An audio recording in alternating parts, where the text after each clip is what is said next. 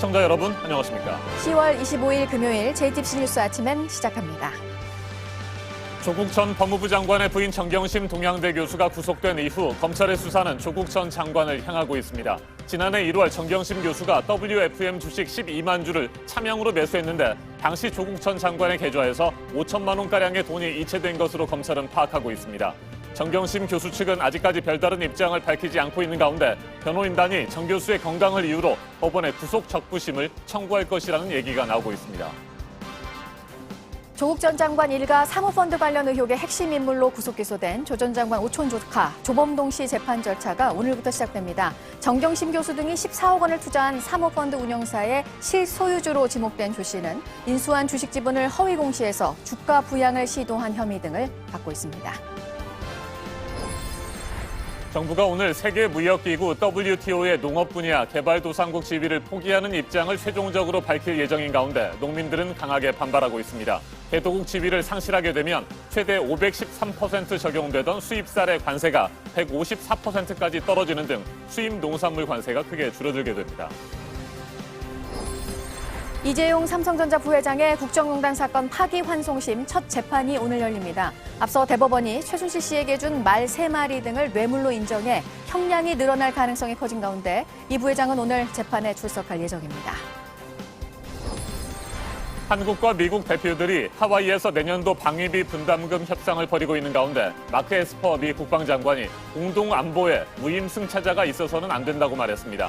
북대서양조약기구 나토 회원국들을 향한 발언이지만 방위비 증액에 대한 미국의 강경한 입장을 다시 밝힌 것으로 해석됩니다. 영국의 존슨 총리가 브렉시트를 다음 달로 단기적으로만 연기하자면서 만약 3개월이 연기가 된다면 조기 총선을 실시하겠다고 밝혔습니다. 유럽연합은 영국의 브렉시트 연기 요청을 승인할지 조만간 입장을 정할 것으로 보입니다. 조국 전 법무부 장관의 부인 정경심 동양대 교수가 어제 새벽 서울구치소에 구속 수감된 이후 검찰의 수사는 빠른 속도로 조국 전 장관을 향하고 있습니다. 지난해 1월 정경심 교수가 코스닥 상장사인 WFM 주식 12만 주를 미공개 정보를 이용해 차명으로 매수했는데 당시 조국 전 장관의 계좌에서 5천만 원가량의 돈이 이체된 것으로 검찰은 파악하고 있습니다. 공직자윤리법 위반 여부를 살피고 있습니다. 네, 조 전 장관이 부인의 주식 차명 투자를 알고 있었는지를 밝혀내는 게 검찰 수사의 핵심이 될 것으로 보이는데요. 조 전 장관에게 직접 확인해야 할 부분인 만큼 조만간 소환 조사가 진행될 예정이고 이르면 다음 주 초 얘기가 나옵니다. 백민경 기자입니다. 검찰은 정경심 교수의 동생 집을 압수수색하면서 코스닥 상장사인 WFM 주식 12만 주의 실물 증권을 발견했습니다. 이를 추적한 결과 정경심 교수와 조국 전 장관의 계좌에서 돈이 이체된 정황이 포착됐습니다. 검찰이 정 교수가 WFM의 주식을 차명으로 구입했다는 혐의를 포함시킨 이유입니다. 정 교수는 호재성 정보를 미리 알고 이 주식을 샀다는 혐의도 받고 있습니다. 2018년 1월 주식 12만 주를 주당 5천 원, 총 6억 원어치를 샀는데 WFM의 2차 전지공장 설립, 중국 업체와의 공급 계약 체결 등 호재성 공시가 나기 전입니다. 검찰은 정 교수가 조 전 장관의 오촌 조카 조범동 씨로부터 이 미공개 정보를 미리 듣고 주식을 사들인 걸로 보고 있습니다. 당시 WFM 주가는 7천 원으로 웃돌았기 때문에 2억 원가량 싸게 산 셈입니다. 검찰은 정 교수가 주식을 산 날 조 전 장관 계좌에서 5천만 원가량의 돈이 이체된 정황도 포착한 걸로 알려졌습니다. 당시는 조 전 장관이 청와대 민정수석으로 재직하던 시점입니다. 공직자윤리법상 조 전 장관은 주식 직접 투자를 할 수 없었습니다. 다만 조 전 장관이 정 교수의 투자 사실을 몰랐다면 처벌할 수 없습니다. 이에 따라 검찰 수사는 조 전 장관이 주식 매입 사실을 알고 있었다는 것을 규명하는 데 집중될 수밖에 없습니다. 조 전 장관은 그동안 WFM 주식을 매입한 적이 없다고 해명해왔습니다. JTBC 백민경입니다. 정경심 교수 측은 어제 새벽 구속 이후 아직까지 별다른 입장을 밝히지 않고 있습니다. 다만 변호인단이 정 교수의 건강을 이유로 법원에 구속 적부심을 청구할 것이라는 얘기가 나오고 있습니다. 송우영 기자가 보도합니다. 정경심 교수의 변호인단은 그동안 받고 있는 혐의들이 재판 과정에서 해명될 거라는 입장을 밝혀왔습니다. 정 교수가 구속된 이후에도 법리적으로 다툴 부분이 많아 앞으로 재판에서 진실을 밝히겠다는 입장인 걸로 전해졌습니다.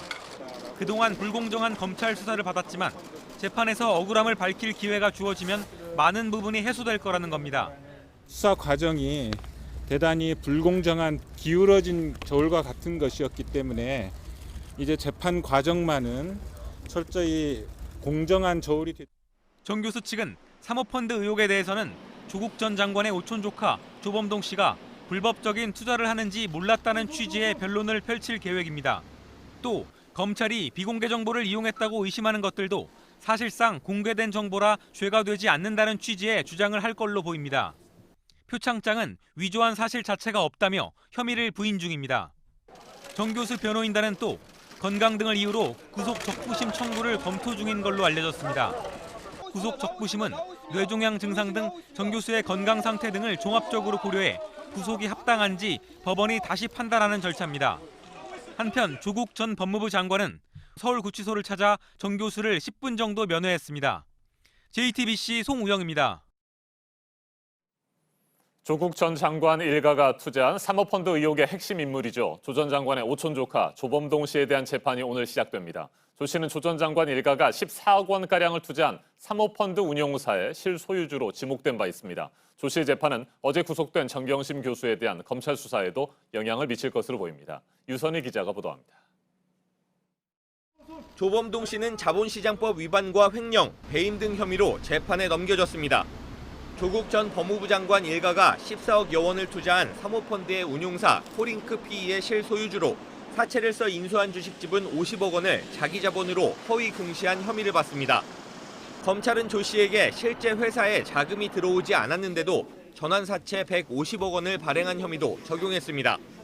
거짓으로 투자 자금이 들어온 것처럼 꾸며 주가를 끌어올리려고 했다는 겁니다. 조 씨는 코링크 PE가 투자한 가로등 전멸기 제조업체 웰스 CNT의 대표 등과 함께 회사 돈 수십억 원을 빼돌리는 등 회사 자금 72억 원을 유용한 혐의도 받습니다. 증거인멸 교사 혐의도 있습니다. 조 씨가 사모펀드 의혹에 대한 검찰 조사와 조 전 장관에 대한 국회 인사청문회를 앞두고 웰스 CNT의 대표와 말을 맞추고 증거를 없애라고 지시했다는 겁니다. 이렇게 사모펀드 의혹 전반의 핵심 인물로 지목됐기 때문에 조 씨에 대한 재판은 어제 구속된 정경심 씨에 대한 검찰 수사에도 상당한 영향을 미칠 것으로 보입니다. 다만 오늘 재판은 사건의 쟁점을 정리하는 공판 준비 기일로 피고인이 직접 출석할 의무는 없습니다. 조 씨는 검찰 수사가 시작되기 직전에 외국으로 나갔다가 지난달 14일 입국하면서 체포됐습니다. JTBC 유선입니다. 세계무역기구 WTO에서 개발도상국으로 인정되면 관세와 보조금 우대 혜택을 받습니다. 우리나라는 그동안 농업 분야에서 개도국 인정을 받았죠. 그런데 올해 초 도널드 트럼프 미국 대통령이 발전한 국가들도 개도국으로 인정받으면서 혜택을 받고 있다며 WTO에 이 기준을 재검토하라고 요구했습니다. 압박을 받은 우리 정부가 결국 오늘 최종적으로 개도국 지위 포기 입장을 밝힐 것으로 예상되는데 농민들은 강하게 반발하고 있습니다. 백민경 기자입니다. 지난 2월 트럼프 대통령은 발전한 국가들이 WTO 내에서 여전히 개발도상국 혜택을 받는다며 반발했습니다. 개도국은 상대적으로 관세를 적게 내고 보조금을 받을 수 있습니다. 우리나라는 농업 분야 개도국으로 분류돼 있습니다. 당시 트럼프 대통령은 4가지 기준 중 하나라도 해당되면 개도국이 아니라고 주장했습니다. 선진국의 기준으로 볼 수 있는 OECD 또는 G20 회원국이거나 세계은행에서 분류한 고소득 국가 또는 세계 상품무역의 비중이 0.5% 이상을 차지하는 경우입니다. 우리나라는 이 중 4가지 모두 해당됩니다. 우리 정부는 오늘 오전 비공개 회의를 열고 입장을 최종 결정합니다. 개도국 지위 포기로 가닥이 잡힐 걸로 보이면서 농민단체의 반발도 거셉니다. 개도국 지위를 상실하게 되면 수입 농산물에 부과하던 관세가 크게 줄어들기 때문입니다. 쌀 같은 경우는 최대 513% 적용되던 관세가 154%까지 떨어집니다. 농민단체는 오늘 정부 서울청사 앞에서 집회를 열고 농업 예산을 국가 예산의 4~5%대로 증액하고 공익형 직불제를 도입하는 등 6가지 조건을 정부에 요구할 예정입니다. JTBC 백민경입니다. 이재용 삼성전자 부회장의 국정농단 사건 파기환송심이 오늘 시작됩니다. 지난 8월이죠. 대법원이 뇌물공여 혐의와 관련된 지원금 등 50억 원을 추가로 인정함에 따라 이번 재판에서 이 부회장의 형량은 늘어날 가능성이 커진 상태입니다. 집행유예로 풀려난 지 627일 만에 법정에서는 이 부회장이 파기환송심 결과에 따라서는 다시 수감될 수 있다는 관측도 나옵니다. 유선희 기자입니다. 이재용 삼성전자 부회장은 국정농단 사건 당시 박근혜 전 대통령과 최순실 측에 뇌물을 건넨 혐의 등으로 재판에 넘겨졌습니다. 1심에서 징역 5년을 선고받아 수감됐고 지난해 2월 2심에서 집행유예로 풀려났습니다. 저를 돌아볼 수 있는 정말 소중한 시간이 되었습니다. 앞으로 더 세심하게 살피고. 하지만 지난 8월 대법원 전원합의체는 이 부회장의 뇌물공여 액수를 추가로 인정했습니다. 삼성 측이 최순실 측에 건넨 말 3마리와 동계스포츠 영재센터 지원금 등 50억 원도 뇌물이라는 겁니다.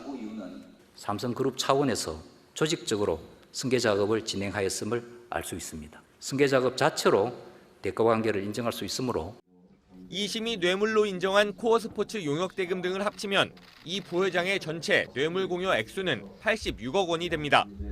회사 돈으로도 나갔기 때문에 횡령 액수도 늘어납니다. 2심보다 형량이 늘어날 가능성이 커진 겁니다. 횡령 액수가 50억 원을 넘겨 다시 수감될 수 있다는 관측도 나옵니다. 이 부회장은 오늘 재판에 직접 출석할 것으로 보입니다. 집행유예로 풀려난 지 627일 만에 다시 법정에 서는 겁니다. 이 부회장과 함께 재판을 받고 있는 박상진 전 삼성전자 사장, 장충기 전 삼성 미래전략실 차장 등도 법정에 나올 것으로 보입니다. JTBC 유선입니다. 미국의 에스퍼 국방장관이 공동 안보에 무임 승차는 있을 수 없다는 강도 높은 발언을 했습니다. 나토 회원국들을 향한 말이기는 했는데 지금 미국이 우리나라와는 방위비 분담금 협상을 벌이고 있는 상황이기도 합니다. 박현영 특파원이 전해왔습니다. 마크 에스퍼 미 국방장관이 나토 국방장관 회의에 참석하기 위해 본부가 있는 벨기에 브뤼셀을 방문했습니다. 현지 싱크탱크 연설에서 에스퍼 장관은 공동 안보에 무임 승차는 있을 수 없다고 말했습니다. There can be no free riders to our shared security. Regardless of geographic location, size, or population, all must do their part to help deter war and defend the alliance. 에스퍼 장관은 나토 회원국의 방위비 분담 목표 달성 여부를 일일이 지적했습니다. 회원국이 2024년까지 국내 총 생산의 2%를 국방비로 지출하기로 약속했으나 8개국만 지키고 있고 절반 이상은 진행 중이며 상당수는 기대에 못 미쳤다고 말했습니다. 아직 이행 계획을 세우지 못한 회원국에는 조만간 계획을 마련하라고 촉구했습니다. 비용을 지불하는 만큼 동맹이 굳건해지고 적으로부터의 방어도 가능하다고 했습니다. We are only as strong as the investments we are willing to make towards our common defense. 지난 22일 사우디아라비아 방문에서는 방위비 분담은 다양한 형태가 있다면서 주택이나 군대 주둔, 기지 공공요금 지불 등도 포함된다고 예를 들어 설명했습니다. 에스퍼 장관의 발언은 동맹국이 방위비 분담금을 늘려야 한다는 트럼프 행정부의 기존 입장을 재확인한 겁니다. 눈에 띄는 건 무임승차라는 강도 높은 표현을 사용하고 국가별 분담금 지출 상황을 세세하게 지적하면서 더욱 노골적으로 압박하고 있다는 점입니다. 트럼프 행정부의 한국에 대한 방위비 증액 압박 강도를 짐작할 수 있습니다. 한국과 미국은 방위비 분담금 협정 2차 회의를 오늘까지 하와이에서 진행합니다. 워싱턴에서 JTBC 박현영입니다. 영국이 유럽연합을 떠나는 브렉시트와 관련해서 소식을 연일 전해드리고 있지만 늘 정해진 건 없고 혼란이 이어지고 있다는 소식뿐입니다.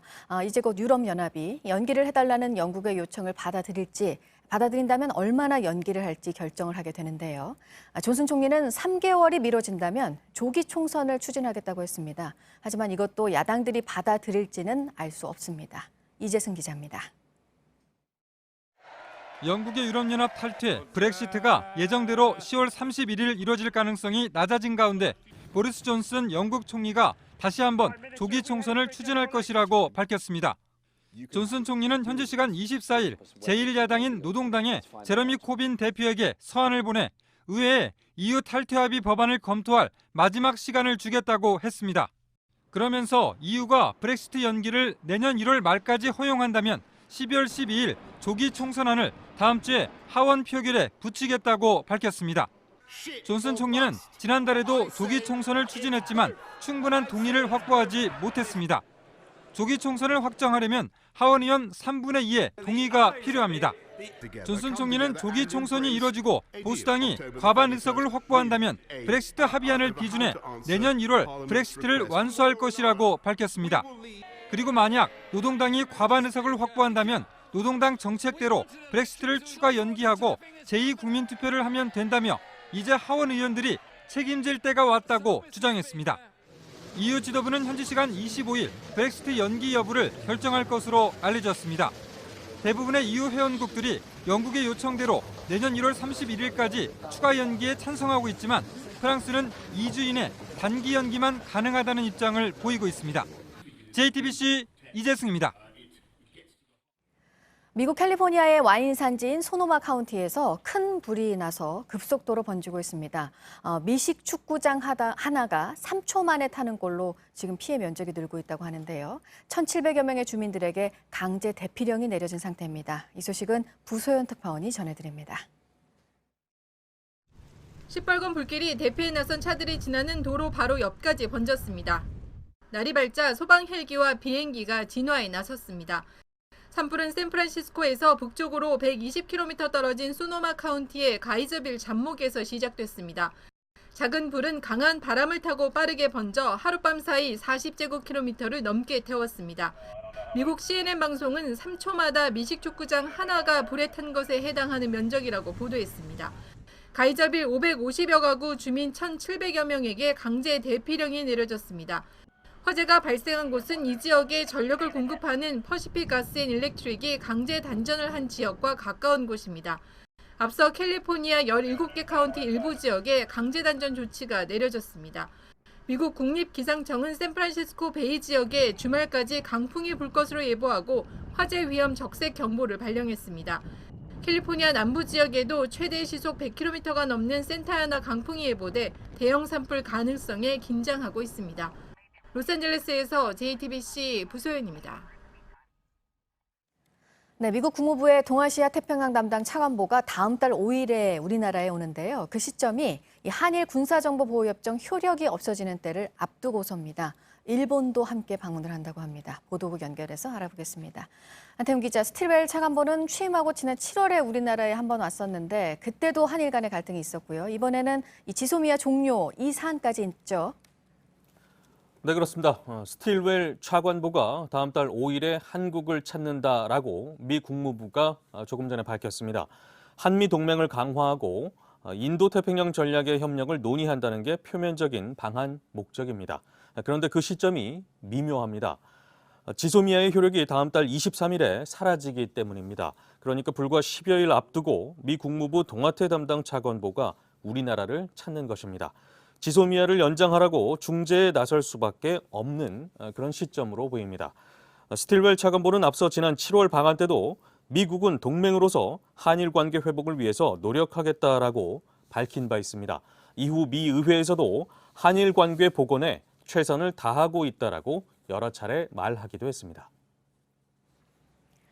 네, 그리고 북한의 김정은 위원장이 금강산 남측 시설을 보기만 해도 기분이 나쁘다, 이런 말을 했었습니다. 다음 달 이 한 아세안 특별 정상회의가 열리는 부산에 김 위원장이 올지에 대해서 여러 얘기가 여전히 나오고 있는데 완전히 가능성이 열려 있지도 또 닫혀 있지도 않다. 주 아세안 대사가 말한 내용이죠. 네, 그렇습니다. 임성남 대사가 현지 시간으로 24일에 자카르타 외신 기자 클럽에서 한 말입니다. 다음 달 25일부터 이틀 동안 부산에서는 한 아세안 특별 정상회의가 열리는데요. 임 대사는 김정은 위원장의 부산 방문 가능성에 아직 한 달가량 남아있는 상태라며 기회의 창은 완전히 열리지도 닫히지도 않았다라고 말했습니다. 임 대사는 스웨덴 스톡홀름에서 열린 북미 실무협상에 진전이 없지만 김계관 북한 외무성 고문이 북미 정상 간에는 신뢰가 있다고 했고 스웨덴 한반도 담당 특사도 조심스럽게 낙관적이라고 말했다라며 이같이 밝혔습니다. 북미 대화가 진전되지 않는 모습이지만 여전히 기대해 볼 수 있다라는 뜻으로 해석되고 있습니다. 네, 이 밖에 새로 들어온 소식들은 잠시 후 8시쯤에 다시 연결을 해서 전해드리도록 하겠습니다. 네, 지금까지 아침에 지금 JTBC 안태훈입니다. 이번에는 오늘 아침 체크해봐야 할 뉴스들을 분야별로 살펴보겠습니다. 먼저 정치 분야입니다. 5.18 민주화운동 진상규명조사위원회 군인으로 20년 이상 복무한 사람도 참여할 수 있도록 하는 법안이 국회 법사위를 통과했습니다. 지금까지는 조사위원 자격을 법조 관련 경력자와 학자, 법의학 전공자 등으로 한정하고 있었는데 계엄군 헬기 사격 등에 대한 조사에 군 경력을 가진 위원이 필요하다는 자유한국당의 주장이 받아들여졌습니다.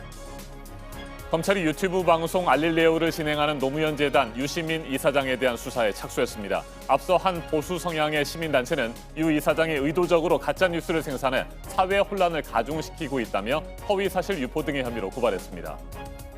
신임 주미대사로 부임한 이수혁 대사가 현지 시간 25일 취임식을 갖고 공식 활동을 시작합니다. 문재인 정부의 두 번째 주미대사로 미국의 방위비 분담금 인상 요구와 지소미아 종료 결정에 대한 우려 등 쉽지 않은 현안들을 풀어나가야 하는 과제를 안고 있습니다. 액상형 전자담배에 대해서 앞서 정부가 사용 자제에서 사용 중단으로 수위를 크게 높여서 권고를 한 상황이고 이에 따라 편의점 업계에서 조치가 나왔습니다. 업계에서 처음으로 GS25가 위해성 분석 결과가 나올 때까지 향이 가미된 액상 전자담배 4종을 팔지 않겠다고 했는데요. 다른 편의점들도 영향을 받을 것으로 보입니다. 한국판 블랙프라이데이를 표방한 코리아 세일 페스타가 일주일 뒤에 열립니다. 600여 곳 기업들이 참여를 하고 올해는 온라인 쇼핑 업체 참여도 늘었습니다. 그간 보이콧 움직임을 보였었던 백화점 업계도 이번에는 참여를 하기로 했습니다. 전북 군산을 미래 핵심 산업인 전기차의 중심지로 만들기 위한 군산형 일자리 상생 협약식이 어제 있었습니다. 2022년까지 기업들이 4천억 원가량을 투자해서 1,900여 개의 일자리를 만든다는 계획입니다. 문재인 대통령은 군산이 전기차 메카가 될 것이라고 밝혔습니다. 계속해서 사회 분야 뉴스입니다. 오늘 새벽 0시 20분쯤 상주 영천 고속도로 화산 분기점 부근에서 화물차 2대와 승용차 2대가 잇따라 부딪혔습니다. 승용차 운전자 1명이 숨지고 3명이 다쳐 병원으로 옮겨졌습니다. 경찰이 정확한 사고 경위를 조사하고 있습니다. 유명 관광지 태국 파타야에서 20대 한국인 교민이 흉기에 10여 차례 찔린 채 발견됐습니다. 피를 흘리며 길에 쓰러져 있었는데 현지 택시기사가 발견해 경찰에 신고했습니다. 병원으로 옮겨져 응급수술을 받았습니다. 현지 경찰이 가해자로 지목된 한국인의 행방을 쫓고 있습니다. 필리핀 가사 도우미를 불법 고용한 혐의를 받고 있는 고 조양호 한진그룹 회장의 부인 이명희 씨에 대해 검찰이 항소심에서 벌금 3천만 원을 구형했습니다. 앞서 1심 재판부는 이 씨가 진정으로 뉘우치는 것 같지 않다며 검찰 구형량보다 높은 징역 1년 6개월에 집행유예 3년을 선고한 바 있습니다. 이 씨에 대한 항소심 선고는 다음 달 14일에 내려집니다. 한 나라의 문화와 지식 등을 기반으로 한 영향력을 평가하는 소프트파워 순위에서 우리나라가 지난해보다 한 단계 오른 19위를 했습니다. 영국 업체가 매해 30개 나라를 대상으로 순위를 매기는데 평창올림픽을 성공적으로 개최하고 또 한반도의 평화를 위해 노력한 점 등이 인정을 받았습니다. 그룹 방탄소년단이 다음 달에 열리는 아메리칸 뮤직 어워즈에서 세계 부문 후보에 올랐습니다. 지난해에는 이 시상식에서 페이보릿 소셜 아티스트 상을 받은 바 있습니다. 롯데월드 아쿠아리움이 흰고래 벨루가를 바다로 돌려보냅니다. 수족관의 좁은 수조가 벨루가 서식 환경으로 적절하냐는 논란이 이어졌었는데요. 3마리 가운데 2마리가 폐사를 했고 혼자 남아 있었습니다. 문재인 대통령이 오늘 교육관계장관 회의를 열고 대입 개편에 대해 논의를 합니다. 교육부는 정시 비중을 늘리는 방안을 다음 달쯤 발표할 예정이고 이를 앞두고 부처 장관들이 모여 의견을 나눌 것으로 보입니다. 오늘 국회 사무처 또 국가인권위원회 등을 상대로 한 운영위 국정감사가 열립니다. 국회 사무처에 대해서는 지난 4월 패스트트랙 지정 과정에서의 대응과 관련해서 질의가 이어질 것으로 보입니다. 자신의 성추행 의혹을 보도한 언론사의 명예를 훼손한 혐의 등을 받고 있는 정봉주 전 의원에 대해 1심 선고가 오늘 나옵니다. 앞서 검찰은 무고 혐의에 징역 10개월을, 허위사실 공표 또 명예훼손 혐의에 벌금 200만 원을 구형했습니다. 분야별 뉴스들 체크해드렸습니다. 이어서 기상정보입니다. 전국 대부분 지역에 맑은 하늘 펼쳐져 있습니다. 공기질도 좋음 수준 보이고 있고요. 다만 동해안 지역으로 옅게 비구름이 지나면서 오전까지 비가 오는 곳이 있겠습니다. 양은 5mm 미만으로 많지 않겠지만 초속 10m 안팎의 강한 바람이 불어오겠습니다. 오늘까지는 평년 기온 웃돌겠습니다. 한낮에 서울과 광주가 22도, 대구가 23도까지 오르면서 예년보다 포근하겠습니다. 북한은 낮부터 비가 오면서 대부분 20도를 넘지 못하겠습니다. 내일부터는 전반적으로 기온이 뚝 떨어집니다. 특히 아침 최저 기온 내일 내륙 곳곳이 5도 안팎으로 예상이 되고요. 일요일 아침에는 대관령 등 일부 산간 지역을 중심으로 영하의 기온 보이는 곳도 있겠습니다. 다음 주 월요일과 화요일 중부 곳곳에는 비 소식이 있습니다. 기상정보였습니다.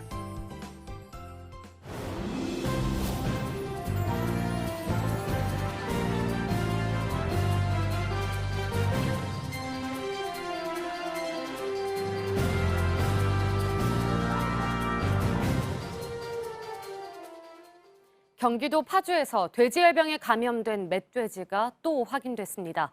인천항에선 중국인 여행객이 들여온 소시지에서 돼지열병 바이러스가 나왔습니다. 농가에선 더 퍼지지 않고 있지만 안심할 수 없는 상황입니다. 정재우 기자입니다. 지난 16일 인천항으로 중국인 여행객이 갖고 들어온 소시지에서 돼지열병 바이러스가 발견됐습니다. 이런 식으로 검역 과정에서 돼지열병 바이러스가 발견된 게 올해만 17번째입니다. 중국산 햄이나 소시지 같은 가공식품은 아프리카 돼지열병이 들어오는 경로로 꼽힙니다. 올해 7만 4천 건이 넘는 축산물이 검역 과정에서 적발됐는데 돼지고기 가공식품만 4만 건이 넘었습니다. 검역 전용 엑스레이 모니터는 제주와 인천공항 이렇게 두 곳밖에 없습니다. 경기도 파주 민통선 안에선 돼지열병에 감염된 멧돼지가 또 발견됐습니다. 확진 판정을 받은 멧돼지는 14마리가 됐습니다. 파주에서 발견된 건 두 번째입니다. 아프리카 돼지열병이 가라앉지 않으면서 부담도 커지고 있습니다. 전국에서 운영하는 농가 초소는 1,400여 곳, 하루 투입되는 인력만 7,300명이 넘습니다. 지역마다 지금까지 30억 가까운 비용이 들었는데 지자체의 재난기금은 거의 바닥이 났습니다. JTBC 정재우입니다. 오늘 새벽 1시쯤 경기도 파주 운정 신도시 방향 삽다리 나들목 부근에서 버스와 택시가 부딪혔습니다. 버스 운전사와 승객, 택시에 타고 있던 승객 등 10여 명이 다쳤습니다. 다행히 크게 다친 사람은 없었고 모두 병원에서 치료를 받고 귀가한 걸로 전해졌습니다. 경찰은 나들목 부근에서 택시가 진로를 변경하던 중 버스가 이를 피하려다 사고를 낸 걸로 보고 정확한 경위를 조사하고 있습니다. 어제 강원도 속초시 조양동에서 70대 A씨가 몰던 렉스턴 승용차가 공사 차량을 들이받았습니다. A씨는 119 구급대에 의해 병원으로 옮겨졌으나 숨졌습니다. 경찰은 정확한 사고 경위를 조사하고 있습니다. 가사도우미를 성폭행하고 비서를 성추행한 혐의를 받는 김준기 전 DB그룹 회장에 대해 구속영장이 청구됐습니다. 서울수서경찰서는 어제 김 전 회장에 대해 구속영장을 신청했고 검찰은 이를 법원에 청구했습니다. 2017년 7월부터 질병치료차 미국에 머물던 김 전 회장은 여비서 성추행 의혹이 불거지자 회장직에서 물러났습니다. 이후 6개월마다 미국 체류 기간을 연장하며 경찰 수사를 피해오다가 이틀 전 새벽 귀국했습니다. 정치 사회적으로 논란이 뜨거운 이슈에 대해 다양한 목소리를 들어보는 맞짱 토론 시간입니다. 오늘은 조국 전 법무부 장관 부인 정경심 교수의 구속 이후 정치권에 다시 거세게 불고 있는 후폭풍을 중심으로 여야의 입장 짚어보겠습니다. 먼저 출연자들을 소개해드립니다. 제 오른쪽입니다. 우원식 더불어민주당 의원입니다. 네, 안녕하세요. 네, 어서 오십시오. 네, 반갑습니다. 그리고 제 왼쪽입니다. 주호영 자유한국당 의원입니다. 예, 안녕하십니까. 네, 안녕하십니까. 예. 정경심 교수의 구속 이후 검찰의 수사는 조국 전 장관을 향하고 있습니다. 조 전 장관 소환 조사가 임박했다는 관측도 나옵니다. 이를 지켜보는 정치권의 반응은 엇갈리고 있습니다. 패스트트랙 충돌과 관련된 검찰의 수사도 관심인데 자유한국당이 수사 대상인 의원들에게 공천 가산점을 주겠다는 방침을 내놓으면서 논란이 일고 있습니다. 토론 시작하겠습니다. 네, 어제 정경심 교수가 새벽에 구속 수감됐습니다. 그동안 2달가량 두 분께서 이 자리에 나오셔서 검찰의 수사 정당성을 놓고 열띤 토론을 벌이시지 않았습니까? 그렇기 때문에 정리를 좀 하고 들어가야 될 것 같습니다. 네, 먼저 주호영 의원께서 말씀을 좀 해주시겠습니까? 온갖 방해와 압력 속에서도 대한민국 사법 체계가 작동을 멈추지 않고 있구나 하는 그런 생각을 했고요. 개인적으로는 참 불행스러운 일이지만은 자업자득이다. 만약에 이번에 구속이 아닌 다른 결정이 났더라면 민심이 대폭발했을 것이다. 그렇게 보고 있고요. 저는 법원에서 한 15년 근무를 했습니다만은 워낙 사안이 여러 가지이고 또 객관적으로 드러난 증거들도 많은데 그 과정에서 증거를 인멸하고 은닉하려던 그런 사정이 보이기 때문에 구속은 피할 수 없었다 그렇게 보고 있습니다. 네, 우원식 의원님은 어떻게 받아들이고 계십니까? 사법부의 판단을 존중하고요. 그리고 이제 저희 당으로서는 일단 사인이기 때문에 공식적인 입장을 내는 것보다는 이번 인신 구속 그 심사 이것이 이제 그 죄의 유무를 분명하게 밝히는 그런 과정이 아니기 때문에 네. 사법 처리하는 그 재판 과정을 봐가면서 대응해 가는 것이 맞겠다 이런 생각입니다. 한 가지 이제 그 구속 결정을 보면서 사실은 좀 놀랐어요. 좀 아쉽기도 하고요.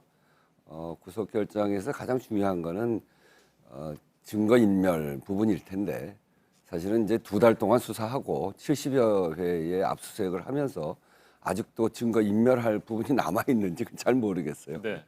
그런 점은 조금 아쉽다 하는 생각은 들고요. 그렇지만 뭐 사법부의 판단을 존중하면서 앞으로 재판 과정을 잘 처리해 가야죠. 그리고 또 하나는 우리 주호영 의원님 온갖 방해와 압력이 있었다고 그러는데 이 수사에 있어서 무슨 압력과 방해가 없었다는 것이 이번 과정을 통해서도 드러났고요.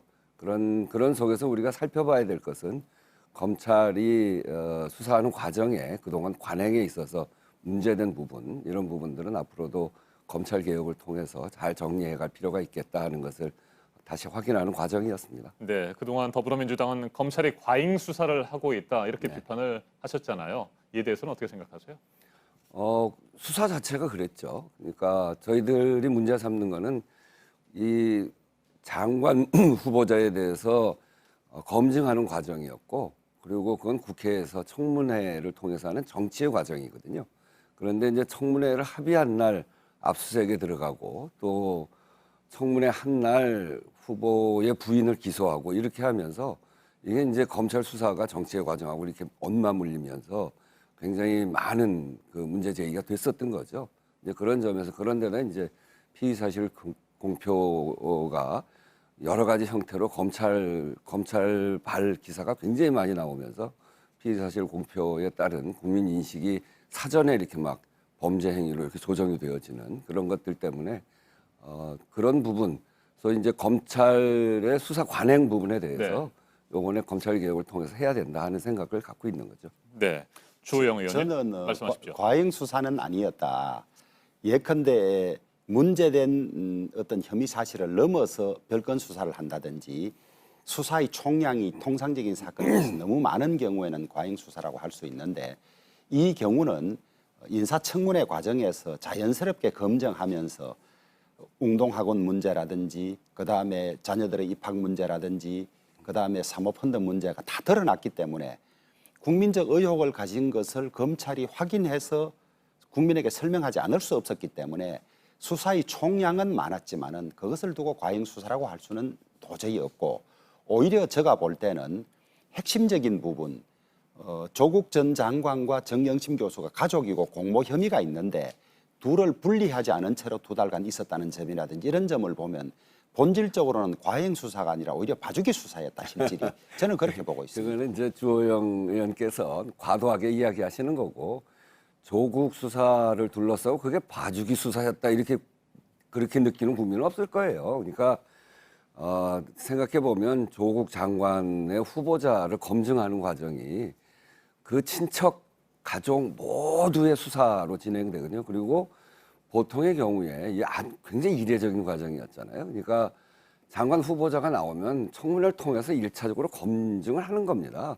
국회의원들이 검증하고 그런 걸 통해서 하는데 검찰이 압수수색을 하고 기소를 하면서 혐의 자체를 그냥 다 확정해 버렸거든요. 그러니까 청문 과정을 통해서 정리될 수 있는 부분들도 정리가 안 되고 그냥 계속 이렇게 갔는데 그건 재판을 통해서 그런 범죄 행위에 대해서는 그 재판을 통해서 결과를 내놔 봐야 되겠습니다만 결국 이번 과정은 검찰의 수사와 정치 행위가 결합되면서 그러면서 굉장히 많은 문제들이 야기가 된 그런 측면이 또 하나 있죠. 이제 그런데 조국 장관 내 관해서만 검증을 하는데 왜 자녀나 부인까지 갔느냐 이제 이런 취지의 말씀인 것 같은데 조국 장관 검증 과정에서 자연스럽게 이런 것들이 위법 사항이 다 드러나 버린 거예요.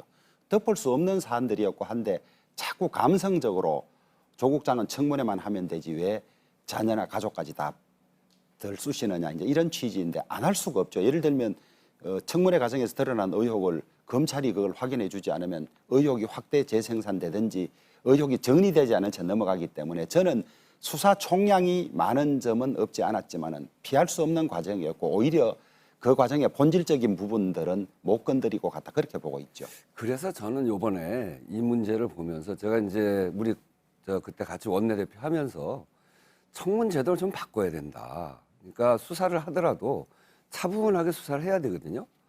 그런데 이게 인사 검증과 수사가 막 결합이 돼가지고 이게 어느 것이 선운지를 잘 모를 정도로 굉장히 그러고 정책 검증은 거의 없어져 버린단 말이에요. 그래서 이런 그 청문 과정에 있어서 이런 수사와 관련되고 개인의 수사 이런 문제들에 대해서는 비공개로 하고 그리고 국회 청문회는 그걸 토대로 해서 정책 검증을 하는 이런 제도가 돼야 되는데 두 개가 다 공개되면서 어느 것이 선우인지도 모를 정도. 지금처럼 하면 장관 후보로 나설 사람이 없을 거예요. 그리고 의혹이 제기되면 검찰이 수사에 들어가고 이러면 누가 나섭니까? 그러니까 국가를 운영해 가는 데 있어서 좋은 사람이 발탁이 되어야 되는데 좋은 사람 발탁하기 너무너무 어려운 시스템이거든요. 그런 점에서 보면 저는 검찰에 대해서도 이번에 이제 한 가지 그 문제를 제기한다면 지금처럼 이렇게 야당이 의혹 제기할 수 있는데요. 의혹 제기를 하는데 청문회를 거치지 않고 수사에 들어가면 의혹만 가지고 수사에 막 들어가는 거거든요. 그러면 누가 장관 후보자로 나올 수 있을까? 그건 앞으로 정권이 만약에 바뀐다고 하더라도 그건 똑같은 문제입니다. 그래서 그때도 그 인사청문 제도를 좀 바꿔서 그렇게 하자고 그때 이제 제가 원내대표 할 때 제기를 해서 국회 운영위원회 인사청문 제도 소위원회 그러니까 소위원회까지 구성을 했는데 결국 못했거든요. 그래서 이번에 야당에서도 이 문제를 보면서 공격만이 아니라 국가가 제대로 굴러갈 수 있도록 하는 시스템을 만드는데 인사청문 제도를 어떻게 할지에 대해서 고민을 좀 해봐야 될 것 같아요. 그렇다면 우원식 의원께서는 인사청문회가 열리기 전인 8월 27일에 압수수색을 시작으로 강제 수사에 들어간 거에 대해서 그 시점에 문제가 있다 이렇게 생각을 하십니까? 네, 저는 그렇게 봅니다. 여전히요? 예, 그렇게 되니까 청문회가 무력화되는 거거든요. 저는 청문회에서 국회의원들이 가진 자료 가지고 이렇게 확인도 하고 해야 되는데 검찰에서 압수수색 들어가면서 그게 이미 다 범죄형이 혐의가 있다 이렇게 되니까. 조혜영 의원께서는 어떻게 생각하세요? 지금 인사청문회 제도에 문제가 있고 개선돼야 된다는 점에 대해서는 동의를 합니다. 하는데 단 그 전제 조건이 하나 있다. 미국은 개인에 대한 검증은 비공개로 하고 정책 검증은 공개적으로 하는데 우리도 그렇게 해야만 사생활이나 이런 것이 드러나는 것이 두려워서 장관 하지 않으려고 하는 사람이 없어지고 유능한 사람을 많이 모실 수 있지 않느냐 이런데 그 전제는 미국은 FBI라든지 IRS 소위 국세청이나 수사기관이 이 사람 문제 있다 없다 판정을 하면 모든 국민이 받아들여 줍니다. 네, 그렇죠. 그런데 우리는 경찰이나 국세청에서 이 사람 문제 없다고 하는 것에 대해서 국민들이 받아들이질 못합니다. 대통령이 특정 장관을 임명하고 국세청이나 경찰에서 이 사람 문제 없습니다 하면 그거 받아들일 수 없거든요. 경찰이나 국세청의 독립성이 전제가 돼야 되는 그런 문제가 남아 있고요.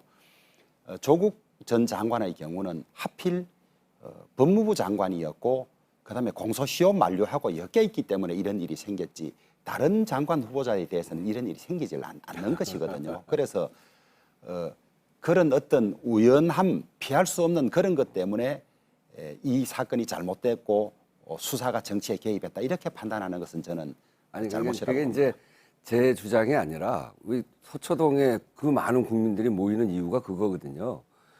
조국 장관을 임명한 이유가 검찰 개혁을 하는 상징적 인물로 대통령이 보낸 건데 검찰이 이러저러한 이유로 해서 아주 이례적인 압수수색과 아주 이례적인 기소를 하면서 검찰 개혁에 저항하는 거 아니냐.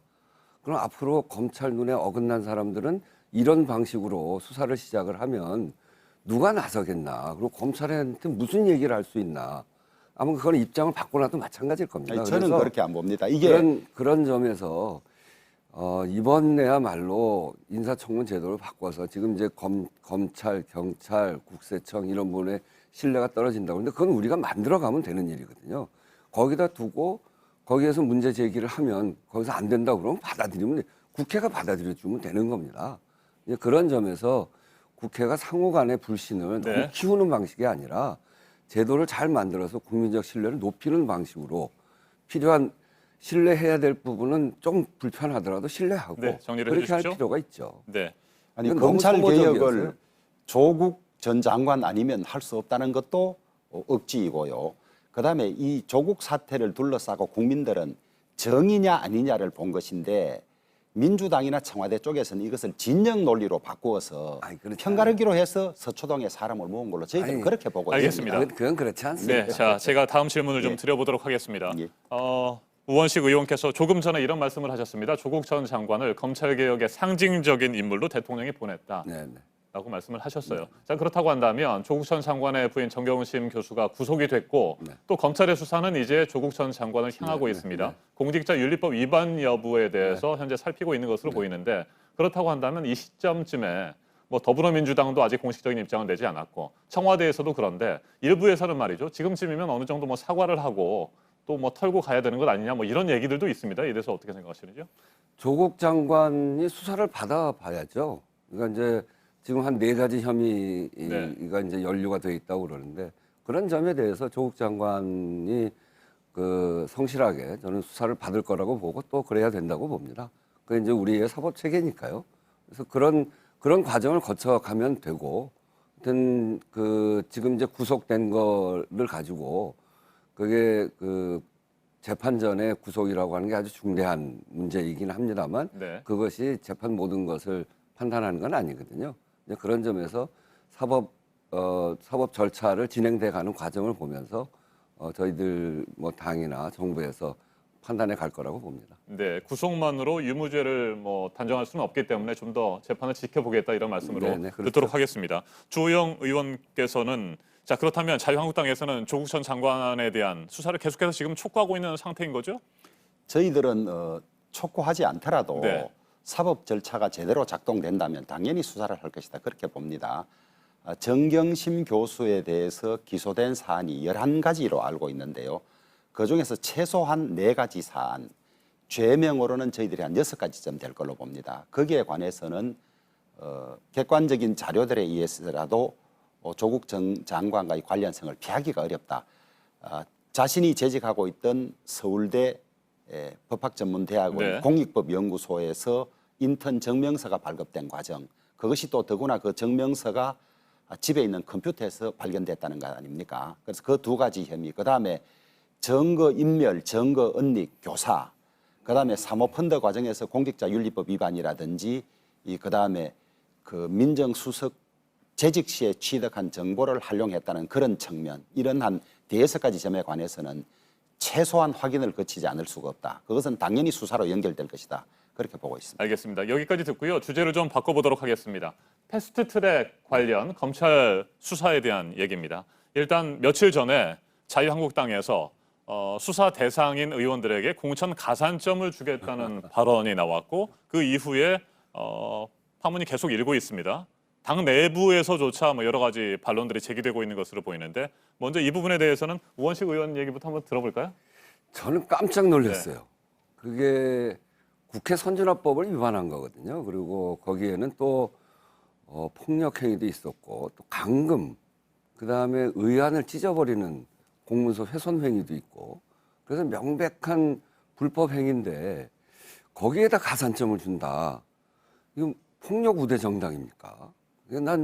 저는 저 자유한국당이 공당이고 우리 민주주의 체계 안에 있는 정당인데 저렇게 되면 당의 명령에 따라서 불법 행위를 하더라도 괜찮다라고 하는 잘못된 그 사인을 우리 사회에다 준다고 봐요. 그리고 이 불법 폭력 이 범법자들인데 여기에다 처벌하지 않고 칭찬을 하는 거 이거는 그래서 이제 정의당은 조폭 정당이냐 뭐 이런 얘기까지 나오는데 그런 점에서 저는 비판받아야 된다. 우리 사회를 바르게 만드는 맨 앞장에 있어야 될 공당이 저런 식의 표현하는 거는 있을 수 없는 일이다 이렇게 생각합니다. 네, 주호영 의원께서 답변을 하셔야 될 것 같습니다. 조폭 정당이라는 말까지 나오고 있는데 말이죠. 그 조폭 정당이란 말씀은 과하신 말씀이고 아니, 정의당이 다만 의총 그 발언이 있었던 의총장에 저도 함께 있었는데요. 이제 내년 4월 15일이 총선이 되니까 우리 당 안에서의 경쟁자, 그다음에 다른 당에서의 경쟁자들이 어느 의원은 패스트 트랙 과정에서 법 위반으로 기소되고 처벌받을 것이니까 당선되더라도 모욕된다, 이런 말하자면 마타도성 말들을 많이 하고 다닌다는 거예요. 그러니까 의원들이 이 나경원 원내대표에게 지금 지역 실정이 이렇다, 우리가 이 불이익을 받아서 되겠냐, 이런 이야기가 오니까 최소한 불이익은 없도록 하겠다 정도 이야기로 그쳤어야 되는데 저는 조금 더 나간 이야기라고 보고요. 그다음에 결국 공천의 기준이나 이런 것들은 공천심사위원회가 구성되고 난 다음에 거기서 합리적인 과정을 거쳐서 다수의 의견으로 결정될 것이고, 그 다수의 의견은 국민 민심을 반영해서 국민으로부터 인정받을 그런 기준이어야 하는데, 가산점까지 준다는 점에 대해서는 당내에서도 이견이 있고 동의 못하는 점들이 있어서 그 점은 저는 조금 오버했고 아직 정리돼야 할 부분이 아닌가 그렇게 생각합니다. 네, 그렇다면 주 의원께서도 수사 대상 의원들에게 공천 가산점을 주는 건 문제가 있다, 반대다, 이런 입장이십니까? 저는 수사 대상인 의원에게 가산점을 주는 것이 문제가 아니라 나중에 유죄로 최종 판정이 났는데도 가산점을 주는 것은 문제가 있다고 생각을 하고요. 이 패스트 트랙과 관련해서는 꼭 국민들에게 드리고 싶은 말씀이 두 가지가 있습니다. 하나는 이 과정에서 먼저 문희상 국회의장께서 국회법을 위반하셨다. 그것이 국회법 46조인가요? 보면 임시회 회기 중에는 소위 의원을 바꾸는 사보임을 못하게 돼 있습니다. 그런데 그 패스트 트랙 법안에 반대하는 의원 둘을 빼내고 찬성하는 의원을 무리하게 넣었기 때문에 그 전부터 먼저 불법이냐 아니냐가 판정이 돼야 된다는 점 하나 하고요. 그다음에 이 패스트 트랙과 관련해서 이 국회위원회를 운영함에 있어서는 반드시 교섭단체 간사 간의 협의를 거쳐야 하는데 이 회의 소집 자체를 자유한국당 간사에게 알리지도 않은 채 했습니다. 네. 그러니까 선행으로 두 가지 불법이 있었기 때문에 이 불법을 막기 위해서 부득이한 조치였다. 그런데 이 앞에 두 가지 과정을 생략해버린 채 막았으니까 국회법 위반 아니냐. 이것은 억울하기도 하고 잘못된 것이다. 그래서 먼저 문희상 국회의장이나 이 회의를 일방적으로 진행한 민주당의 위원장 간사부터 수사를 받고 나서 수사에 응하겠다. 이것이 기본 입장입니다. 그 46조는요, 국회법 46조는 말씀하신 대로 그렇게 되어 있습니다. 근데 단서가 하나 붙어 있어요. 불가피한 경우에는 할 수 있다. 교섭단체와 협의해서 국회의장이 할 수 있게 되어 있습니다. 지금 이거는 불가피한 경우로 국회의장이 판단한 것이고, 교섭단체, 바른미래당의 교섭단체 대표, 원내대표가 요청을 했죠. 그래서 국회의장이 그 교섭단체와 협의하게 돼 있는 그 기준을 준용을 해서 불가피하다고 판단해서 한 겁니다. 그리고 이렇게 논쟁이 있는 건 국회의장이 판단하는 거거든요. 그런 점에서 이거를 불법이다 이렇게 이야기하는 거는 과도한 이야기고요. 그리고 교섭단체 통보를 하지 않았다. 그거는 이제 지금까지 그 문제 제기를 하진 않는데 우리 주호영 의원이 새로운 문제 제기를 해서 그건 제가 좀 확인해 볼게요. 예. 근데 그건 불법은 아니고 국회 안에 관행인데 그게 이제 통보를 했는지 아닌지 제가 확인을 안 했습니다. 그렇지만 제가 확인을 했습니다. 통보받은 바가 없습니다. 그거 가지고 예. 불법이라는 얘기하는 과도하다는 거고요. 그런 점에서 문제는 국회 선진화법을 왜 만들었나. 그리고 19대 이후에 한 번도 이렇게 부닥친 적이 없거든요. 법안을 만드는데 야당에게 굉장히 큰 권한을 줬습니다. 그래서 야당이 막으면 법안을 함부로 통과시키지 못하게 돼 있는 겁니다. 그 대신 패스트 트랙을 만들었고, 패스트 트랙으로 진행되는 걸 막으려면 필리버스터라고 하는 또 국회 합법적인 제도가 있어요. 의원님 발언량이 좀 많아서 제가 발언을 조금만 더. 예. 그래서 그런 합법적인 제도가 있음에도 불구하고 몸으로 막을 경우에, 그래서 의사 진행을 방해할 경우에 더더군다나 강금을 이럴 경우에는 처벌하게 법이 딱 정해져 있습니다. 알겠습니다. 거기까지 듣고요. 주호영 의원의 그다음에 한 가지 더 지적하고 싶은 점은 지금까지 어느 의원이 소신을 가지고 위원회 활동을 하는데 당론에 맞지 않든지 당 지도부 생각과 다르면 그 사람을 빼내버립니다. 사보임으로. 이것은 문제다. 그래서 본인의 동의 없이 사보임이 안 되는 쪽으로 운영을 해왔습니다. 네. 그런 결정이 있어. 그런데 이건 본인들이 강력히 반대하는데도 불구하고 그 사람을 빼내버리고 마음에 맞는 사람으로 바꾸어 넣는, 말하자면 헌법기관인 국회의원 개개인을 짓밟는 결정을 교섭단체에서도 하고 그것을 국회의장이 동의한 이런 아주 의회 민주정치의 차원에서 보면 후퇴한 아주 못된 짓을 해놓은 거예요, 사실은. 그런 것들이 겹쳐서 한 3가지 정도의 문제를 미리 이야기한 겁니다.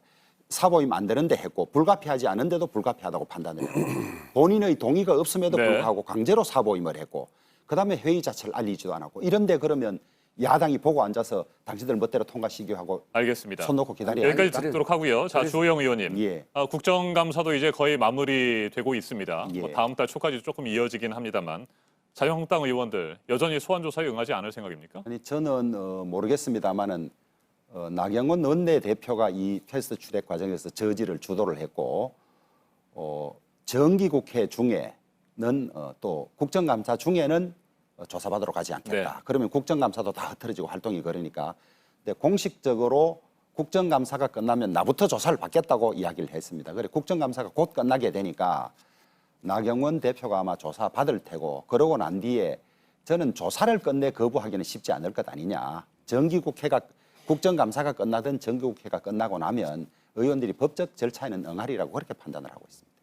네, 자 이제 토론을 마무리할 시간이고요. 짧게 저희가 한 30초씩 시간을 드리겠습니다. 좀 시간을 더 드리고는 싶은데 오늘은 그렇게 여유가 없는 것 같습니다. 고위공직자범죄수사처 설치와 관련된 얘기요. 그 설치 법안을 이르면 오는 29일부터라도 본회의에 상정해서 처리할 계획이었는데 사실상 무산된 것 같습니다. 어떻게 아니 보십니까? 뭐 원래 계획이 네. 그때부터 가능한 거고요. 그때부터 가능한데 결국 이제 저희가 과반이 넘는 정당이 아닙니다.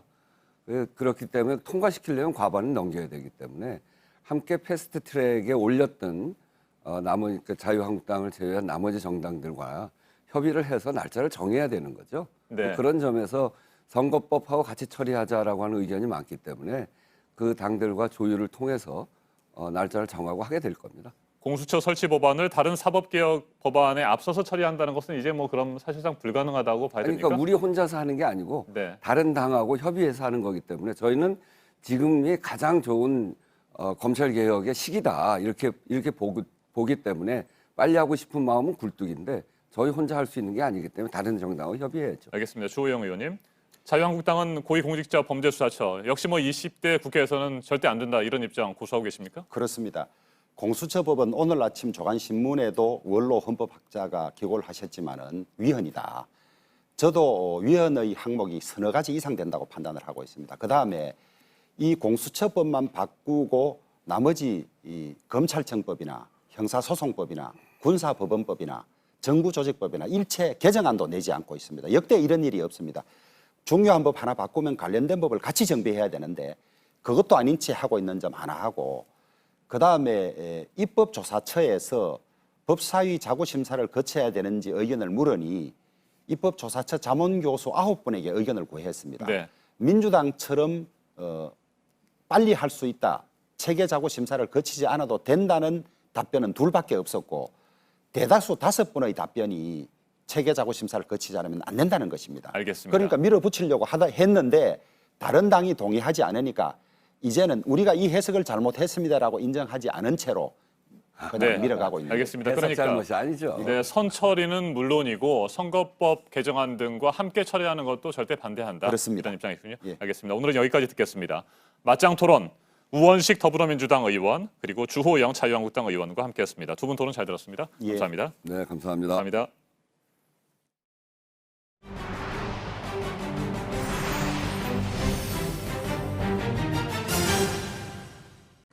액상형 전자담배에 대해서 아직 위해성 분석 결과가 정확히는 나오지 않았지만 미국에서는 폐 손상으로 인한 사망자도 나왔고 피우지 말 것을 정부가 강력하게 권고하고 있는 상황인데요. 비정상적인 방법으로 시장에 들어오고 있는 액상형 전자담배 얘기를 좀 해보려고 합니다. 니코틴 성분 관련 서류를 위조를 해서 수입이 되는 건데 수십 배의 가격에 팔립니다. 먼저 배양진 기자입니다. 서울의 한 전자담배 매장입니다. 담배 줄기로 만든 제품을 추천합니다. 건강지휘 제품이죠. 시기까지 한다면서 현행법상 잎에서 추출한 니코틴으로 만든 것만 담배입니다. 줄기나 뿌리로 만들면 세금도 내지 않고 성분 검사도 받지 않습니다. 그런데 담배 잎 니코틴을 줄기 니코틴으로 둔갑시켜 불법 수입하는 정황이 드러났습니다. 어차피 그거는 진짜 줄기도 아니잖아요. 그냥 공산국가니까 지네 마음대로 그냥 줄기라 하고. 서류를 조작해달라는 요구도 합니다. 납품했던 양이랑 또 얼추 맞춰야지 서류가 조작된 게 딱 그 수량이. 그거는 뭐 수입 서류는 그거는 맞출 수 있어요. 판매는. 이렇게 들여온 가짜 줄기 니코틴으로 만든 전자담배는 수십 배 가격에 팔립니다. 싼 거는 2,000원. 그 정도를 갖다가 저희가 35,000원에 팔고 있습니다. 굉장한 이건 폭리입니다. 안 하면 바보지. 가짜 서류로 들여오다 보니 어떤 원료가 들어가 있는지도 알기 어렵습니다. 순도가 어떻게 되는지 모르죠. 제작 과정을 저희가 모르니까. 니코틴이라면 천연 살충제 용도로 또 많이 쓰이고.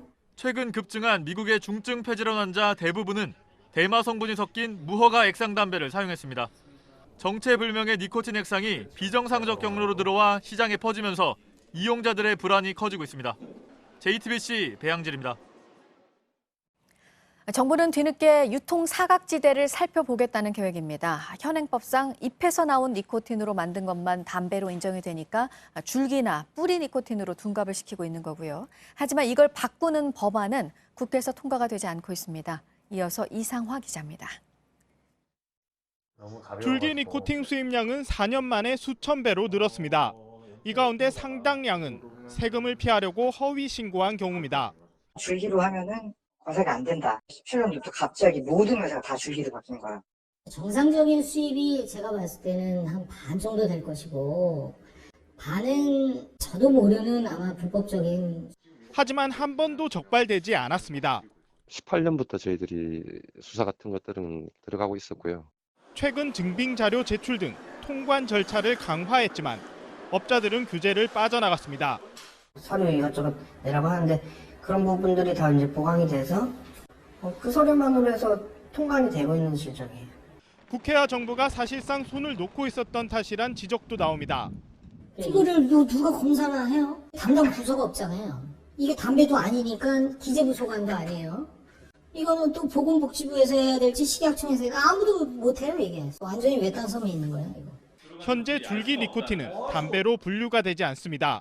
줄기 니코틴을 담배에 포함시키자는 담배사업법 개정안은 국회 문턱을 넘지 못하고 있습니다. JTBC 이상화입니다. 오늘의 핵심 뉴스들을 정리해드리는 아침엔 주요 뉴스입니다. 조국 전 법무부 장관의 부인 정경심 동양대 교수가 구속된 이후 검찰의 수사는 조국 전 장관을 향하고 있습니다. 지난해 1월 정경심 교수가 WFM 주식 12만 주를 차명으로 매수했는데 당시 조국 전 장관의 계좌에서 5천만 원가량의 돈이 이체된 것으로 검찰은 파악하고 있습니다. 정경심 교수 측은 아직까지 별다른 입장을 밝히지 않고 있는 가운데 변호인단이 정 교수의 건강을 이유로 법원에 구속 적부심을 청구할 것이라는 얘기가 나오고 있습니다. 조국 전 장관 일가 사모펀드 의혹의 핵심 인물로 구속이 돼 있는 오촌 조카 조범동 씨에 대해서 재판이 오늘부터 시작됩니다. 말 맞추기 우려로 현재 외부인 접견이 금지되어 있는 조 씨는 오늘 공판 준비 기일이라서 법정에 나오지 않을 것으로 보입니다. 정부가 오늘 세계무역기구 WTO의 농업 분야 개발 도상국 지위를 포기하는 입장을 최종적으로 밝힐 예정인 가운데 농민들은 강하게 반발하고 있습니다. 개도국 지위를 상실하게 되면 최대 513% 적용되던 수입쌀의 관세가 154%까지 떨어지는 등 수입 농산물 관세가 크게 줄어들게 됩니다. 이재용 삼성전자 부회장의 파기환송심 첫 재판이 오늘 열리는 가운데 이 부회장 형량이 늘어날지 관심입니다. 앞서 대법원은 최순실 씨에게 제공한 말 3마리 등을 뇌물로 인정해서 다시 심리를 하라며 사건을 서울고등법원으로 돌려보냈습니다. 한국과 미국 대표들이 하와이에서 내년도 방위비 분담금 협상을 벌이고 있는 가운데 마크 에스퍼 미 국방장관이 공동안보에 무임 승차자가 있어서는 안 된다고 말했습니다.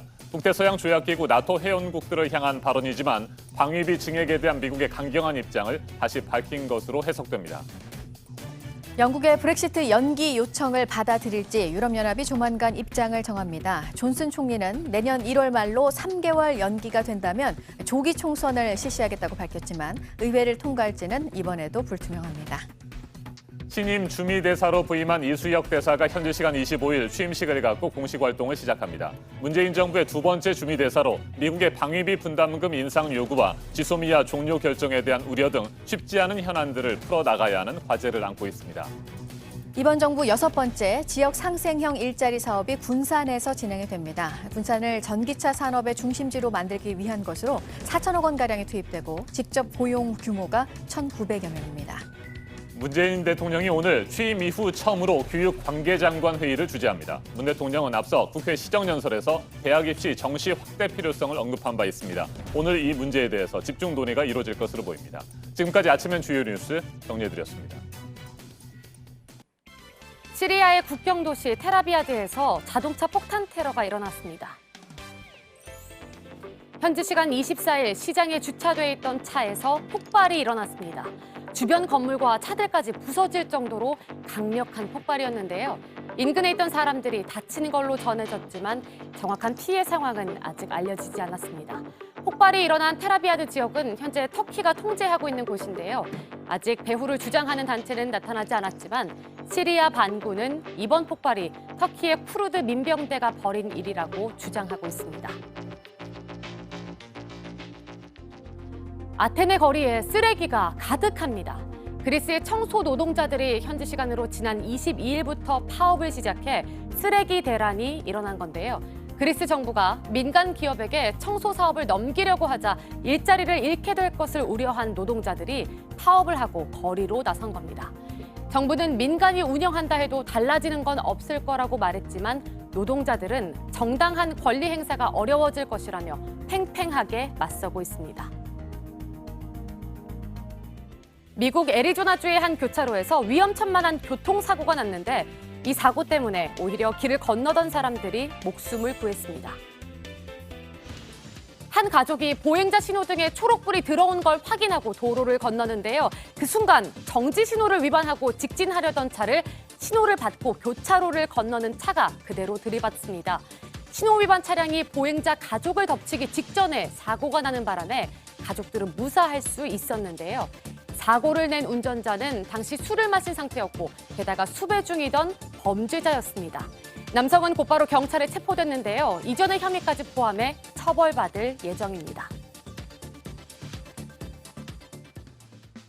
남아프리카 공화국의 한 예술가가 만든 이 작품의 재료는 커피 가루입니다.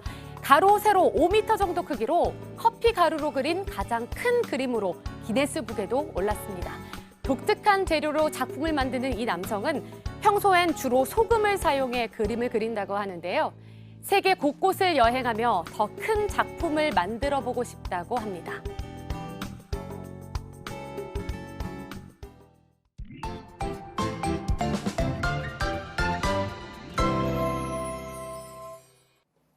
오늘까지는 평년 기온을 웃돌면서 활동하기에 좋겠습니다. 맑은 하늘도 예상되지만 동해안은 다소 흐리겠습니다. 자세한 기상 정보 살펴보겠습니다. 김민아 캐스터, 먼저 기온부터 볼까요? 네, 말씀하셨듯이 오늘까지는 기온이 비교적 높습니다. 현재 출근길 기온은 서울과 인천, 청주가 14도, 강릉 15도, 대구는 16도, 창원과 부산은 17도를 가리키면서 평년 수준을 5도가량 웃돌고 있고요. 네. 낮에도 서울과 대전, 전주와 광주가 22도, 대구는 23도, 창원과 부산은 24도까지 오르면서 예년보다 포근하겠습니다.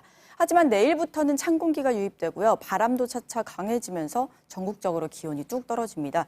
특히 내일 아침 최저 기온 곳곳 5도 안팎까지 떨어지겠고요. 일요일 아침에는 일부 산간 지역 중심으로 이렇게 영하권으로 떨어지는 곳도 있겠습니다. 기온 하락폭이 상당하기 때문에 감기 걸리지 않도록 유의하셔야겠습니다. 네, 기온이 이렇게 떨어지면 추울 것 같아요. 네, 이제는 뭐 춥다고 네. 말해도 될 것 같고요. 뭐 늦가을에 접어든다고 보셔도 좋을 것 같습니다. 알겠습니다. 지금 동해안에는 비가 내리고 있습니까? 네, 그렇습니다. 지금 위성 영상 보시면 전국에 맑은 하늘 펼쳐져 있는데요. 다만 동해안 지역으로 비구름이 옅게 지나면서 가끔 비가 오는 곳이 있습니다. 오전까지 곳곳에 이어지다 모두 개겠는데요. 양은 5mm 미만으로 적겠고요. 다만 바람이 초속 10m 안팎으로 강해서 시설물 관리 잘해주셔야겠습니다. 내일은 서해안을 중심으로 바람이 강하게 불어오겠습니다. 네, 주말이 지나고 다음 주 초에 또 비 소식이 있습니까? 네, 그렇습니다. 다음 주 월요일과 화요일 이제 기압골의 영향을 받겠는데요. 월요일엔 수도권과 강원 영서에, 화요일엔 중부지방을 중심으로 비 소식 들어 있습니다. 알겠습니다. 기상정보 잘 들었습니다. 김연아 캐스터 수고했습니다.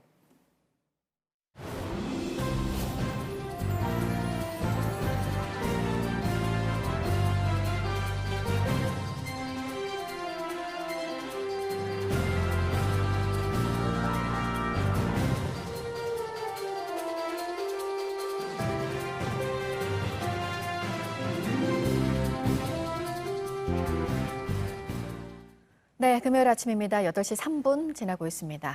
북한 김정은 위원장이 완공을 앞둔 온천 시설을 시찰한 소식을 북한 매체들이 오늘 아침에는 전했는데요. 눈에 띄는 게 앞서 금강산 시찰 때와 발언이 정반대입니다. 보도 연결해서 알아보도록 하겠습니다. 안태영 기자, 금강산 때는 왜 남측에 의존을 하냐, 보기만 해도 기분이 나쁘다 이렇게 말을 했었는데 이번에는 이게 바로 우리식 건설이다, 기분이 개운하다 이렇게 말을 했어요. 독자적으로 관광 산업을 키우겠다 이걸 강조하려는 걸까요? 네, 그렇습니다. 일단 북한 매체가 전한 내용을 전해드리도록 하겠습니다. 김정은 위원장은 평안남도 양덕군에 있는 온천 관광지구를 둘러보니까 머리가 맑아지고 기분이 개운하다라고 말했다라고 북한 매체들이 조금 전에 보도를 한 것입니다. 특히 금강산 관광지구가 정말 대조적이라며 금강산 시설을 재차 언급하면서 비난하기도 했습니다. 앞서 지난 23일 북한 매체들은 김정은 위원장이 금강산을 찾아서 보기만 해도 기분이 나빠지는 너절한 남측 시설이라고 지적했다라고 보도한 바 있습니다. 완공 단계에 접어든 양덕군 온천관광지구에는 실내외 온천장과 스키장 시설 등이 들어섭니다. 보시는 바와 같이 현대식으로 건설되고 있습니다. 네, 다음은 밤사이 사고 소식입니다. 오늘 새벽 1시 반쯤 경부고속도로 부산 방향 충북 청주시 척북리에서 음식물 쓰레기 운반 차량이 가드레일을 들이받고 10m 아래로 추락했습니다. 이 사고로 운전자가 숨졌습니다. 경찰은 정확한 사고 경위를 조사하고 있습니다. 네, 홍콩 시위와 관련해서 펜스 미국 부통령이 말한 게 있네요. 중국을 비판했죠? 네, 그렇습니다. 워싱턴 현지 시간으로 24일 한 강연에 나와서 한 말입니다. 미국과 중국 관계의 미래라는 주제로 열린 강연이었습니다.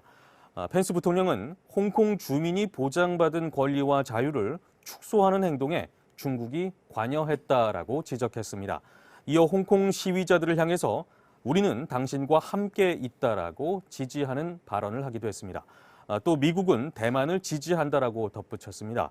하나의 중국을 내세우는 중국 정부를 자극할 수밖에 없는 발언들입니다. 펜스 부통령은 그러면서도 중국의 지도자들과 건설적인 관계를 원한다며 미국은 개방된 시장과 공정한 무역을 추구한다라고 말하기도 했습니다. 네, 끝으로 유럽중앙은행이 정책 금리를 동결했다는 소식입니다. 유럽중앙은행은 베를린 현지 시간으로 24일 기준 금리를 현행 0%로 유지한다라고 밝혔습니다. 그러면서 인플레이션 목표치인 2%에 근접할 때까지 금리를 현행 수준이나 더 낮은 수준으로 지킬 것이다라고 덧붙이기도 했습니다. 당분간 완화적인 통화정책 기조를 유지할 것으로 보입니다. 네, 지금까지 아침엔 지금 JTBC 안태훈입니다. 이낙연 국무총리가 어제 도쿄에서 아베 신조 일본 총리를 만났습니다. 21분 동안 이야기를 나눴습니다. 이 총리와 아베 총리는 한일 양국 관계를 회복하는 것이 중요하다는 점에 공감했습니다. 하지만 강제징용 피해자 보상 문제 등에 대해서는 여전히 큰 의견 차를 다시 드러냈습니다. 하종문 한신대 일본학과 교수 자리에 함께했습니다. 어서 오십시오. 안녕하세요. 네, 교수님. 이낙연 총리가 아베 총리를 만난다고 해서 많이들 기대를 했습니다. 네.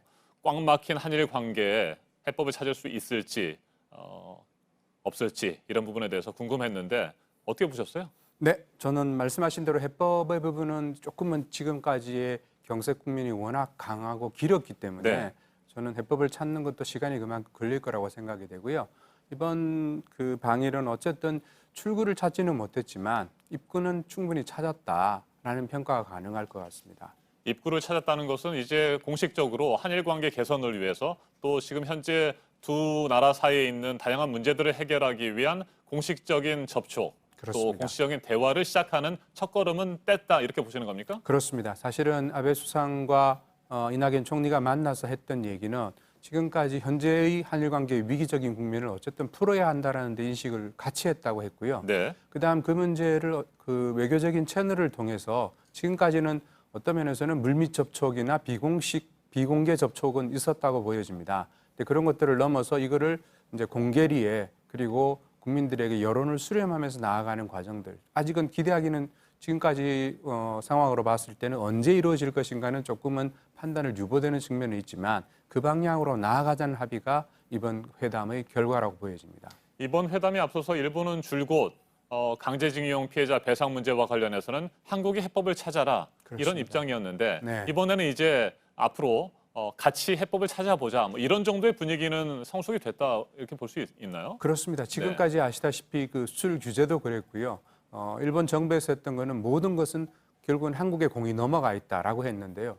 이번에 두 분이 만나면서 결론은 뭐냐면 그 공에 대한 부분들을 같이 하자. 일종의 이제 힘든 부분이라면 고통을 분담하는 거고 해결을 위한 노력에서 같이 나아가자는 합의가 이루어진 것으로 보여집니다. 네, 그러면서도 아베 총리 국가 간의 약속은 지켜져야 한다 이런 입장을 거듭 밝혔습니다. 이 부분은 어떻게 봐야 될까요? 네, 이거는 특히 한국하고 일본하고 언론에서 보도 온도차가 굉장히 컸다고 보여지는데요.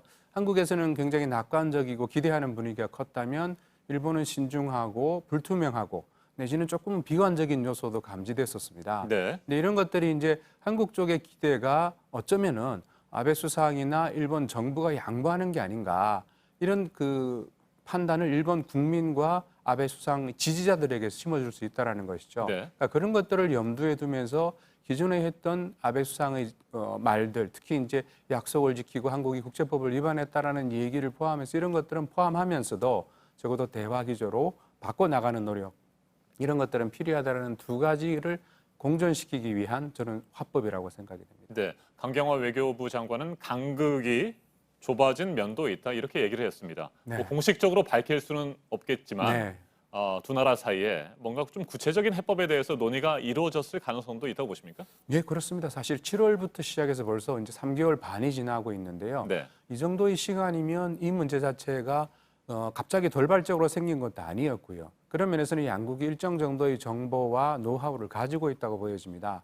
다만 일종의 정치적인 셈법 때문에 아베 수상의 참여연 선거라든지 이런 것들 때문에 강경 기조를 계속 유지해왔던 것이고요.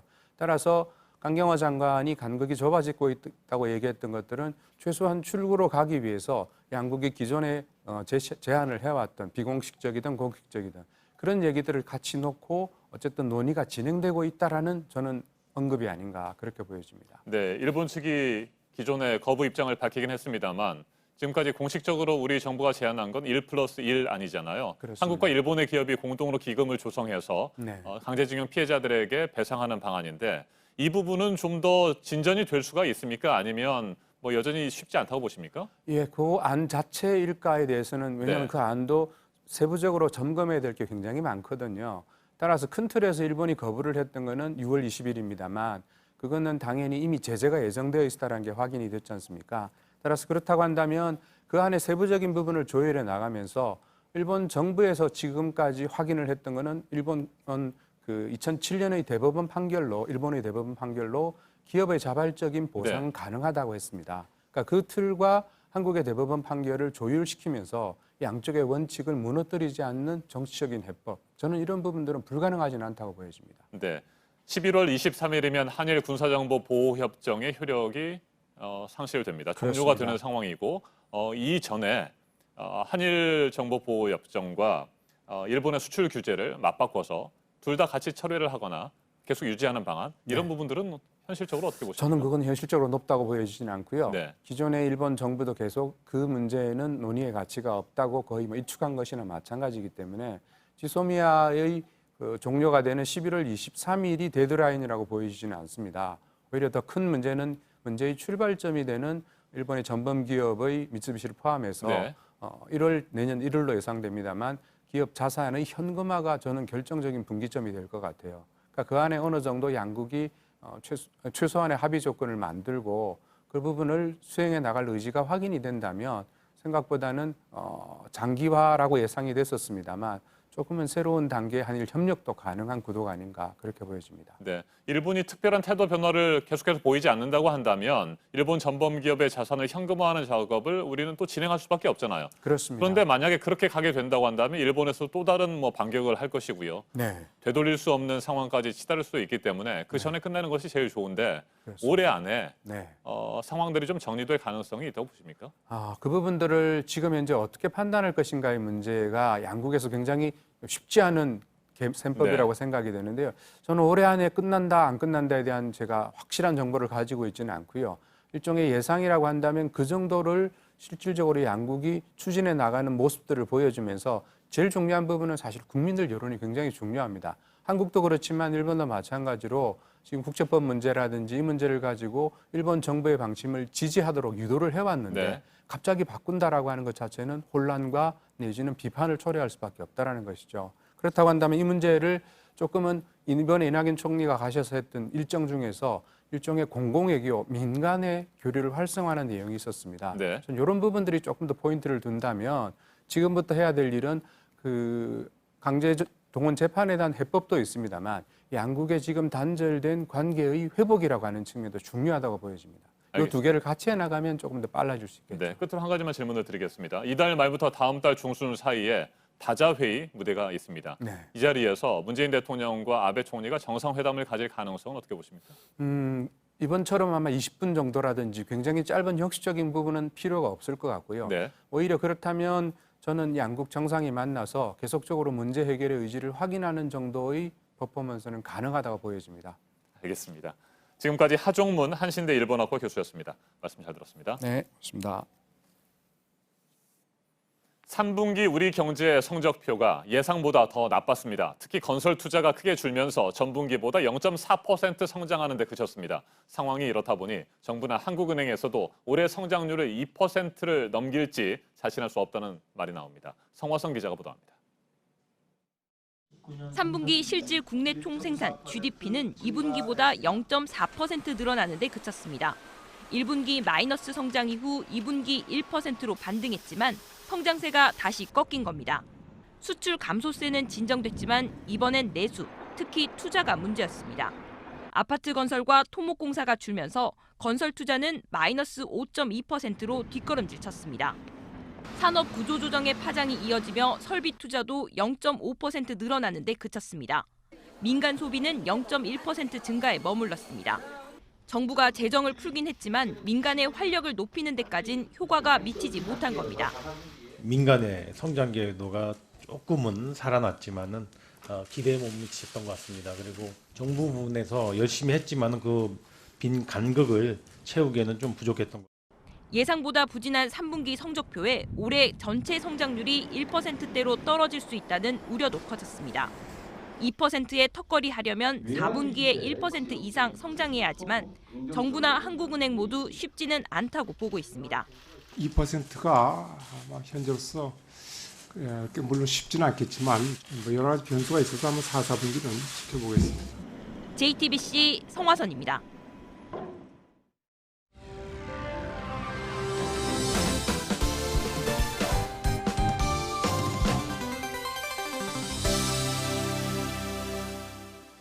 네, 가을의 시간도 이제 서서히 지나가고 있습니다. 나무만 봐도 알 수가 있죠. 깊어가는 가을을 느낄 여행 장소들 오늘 소개해드리겠습니다. 권기봉 역사여행 작가 나왔습니다. 어서 오세요. 네, 안녕하세요. 네, 조선 왕릉으로 오늘은 가볼 겁니다. 네. 뭐 역사적인 공간은 뭐 의뢰 그 주변에 자연이 아름답게 갖춰져 있기 마련이잖아요. 그래서 뭐 사계절 다 멋있겠지만 네네. 특히 이 단풍이 되는 가을을 추천한다고요? 맞습니다. 먼저 이제 조선 왕릉 전반에 대해서 좀 알아보면 좋을 것 같은데요. 전국의 그 조선 왕릉과 이 조선 왕조와 관련한 무덤이 총 119기 정도가 있습니다. 네. 그중에서도 왕과 왕비의 무덤이 한 42기가 있는데 북한 개성에 있는 2기를 제외한 40기가 10년 전이죠. 벌써 2009년에 유네스코 세계유산에 등재가 됐습니다. 그 이유가 이 조선 왕릉 같은 경우는 특이하게도 지금까지 이렇게 집단적으로 잘 보존 관리되고 있는 동서양 막론하고 거의 유일한 사례거든요. 네. 한 곳인데 이곳은 조경이나 조림도 상당히 잘 돼 있어서 저렇게 사진처럼 숲도 또 잔디밭도 상당히 예쁘게 남아 있습니다. 특히 이곳을 가시게 되면 지금 가시게 되면 단풍이 아주 절정인데요. 네. 문화재청에서 이번 가을을 맞아서 특별한 길들을 좀 개방하기로 결정을 했습니다. 네. 대표적으로 서울 정릉의 숲길, 또 태릉과 강릉 숲길을 개방을 하고요. 또 경기도 남양주의 광릉, 홍릉, 유릉의 단풍나무 숲길이 개방이 됩니다. 또 경기도 화성의 융릉과 권릉의 상수리나무 숲이 참 예쁜데 그것도 열리고요. 또 고향의 서호릉 서나무 숲길 등도 이번에 가을 명소로 좀 추천을 드립니다. 네. 가을에만 이곳이 특별히 개방이 되는 건가요? 일부는 원래부터 상시 개방되는 곳도 있고요. 이번에 네. 특별 개방되는 곳도 있습니다. 네. 한 곳씩 그럼 가보도록 하겠습니다. 윤건능, 수원 화성에 있어요. 어떤 네. 곳이에요? 육릉과 권릉을 합쳐서 이제 윤건능이라고 흔히 부르는데요. 네. 우리가 알고 있는 정조 그리고 그의 아버지인 사도세자의 무덤입니다. 이곳에 가시게 되면 지금은 이제 경기도 화성에 속해 있는 곳인데 옛 수원 이제 도후부 자리거든요. 먼저 이제 윤건능 역사 문화관에 닿게 되는데 조선 왕릉 전반에 대해서 어떻게 이걸 만들고 운영했는지에 대해서 다양한 미디어를 통해서 보실 수가 있고요.